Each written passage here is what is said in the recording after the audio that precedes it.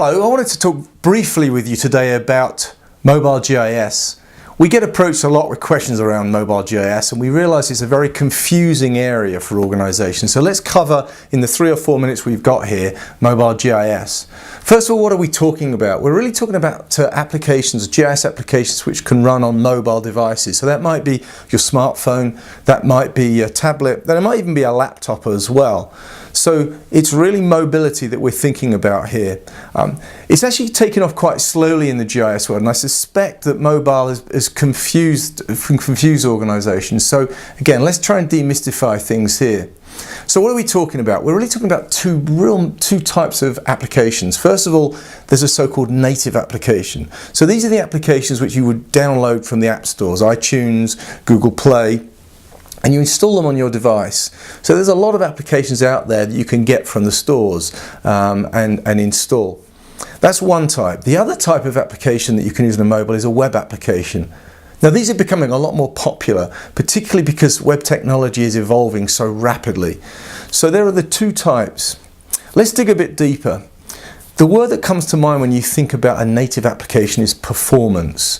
If you've got very large data sets, a native application is going to perform very quickly, and we're really talking about big data here. So performance is very key with a native application. Now remember, when you build or when you use a native application, it is for one particular platform. So I go out to iTunes and I get my my application which runs on my iPad, for example. They're built for a platform and often for a particular device.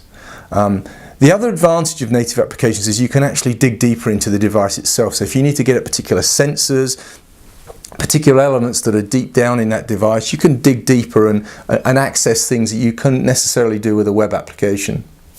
Web applications are really about flexibility. They're built using web technology, so JavaScript, HTML5 and CSS. So relatively easy languages, and there are a lot of developers that work in that world. You actually need to have the web application built in a responsive way, which allows it to have sort of a built-in intelligence, so it knows I need to, a smartphone's actually connecting to me, I need to display it for a smartphone or a tablet. So there's a way of building applications that allows them to actually run well on any device. So performance, flexibility. Let's talk about 4 different scenarios you actually might face as an organisation. First of all, you want to find configurable applications you haven't got to build yourself. So what's out there? On the native side, there are a lot of native applications that have been built for one particular purpose. So sort of point solutions is what we might describe them as. I'll cite ArcGIS Collector from Esri as an example. A really nice application for data collection. You can't modify it.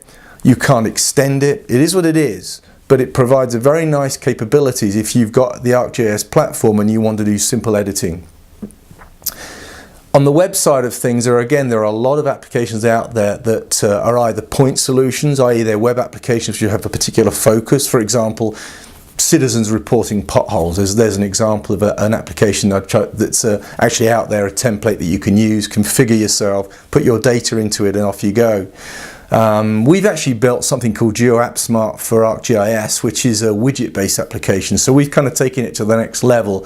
We like the notion of plug-in modules into a application. So you can basically configure it for a group of people that are doing data collection, for example, and another group of people that might be doing location analytics. So the widgets, which are the tools that you can configure, are the elements which determine the functionality of that particular web app. So very flexible.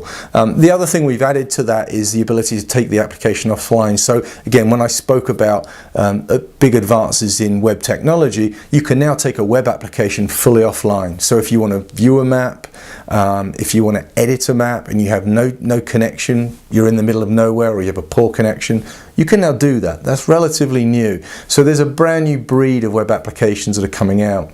What are the other 2 scenarios you might face? Well, you might want an application that you build yourself. So you have an organisation like Web Map Solutions come and build it.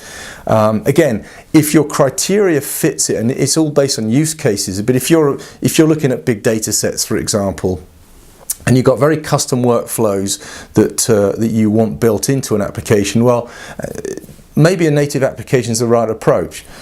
You would approach an organization like us with, we have big data, we are really only targeting one platform. It's meant to be, we only use iPads in our organization.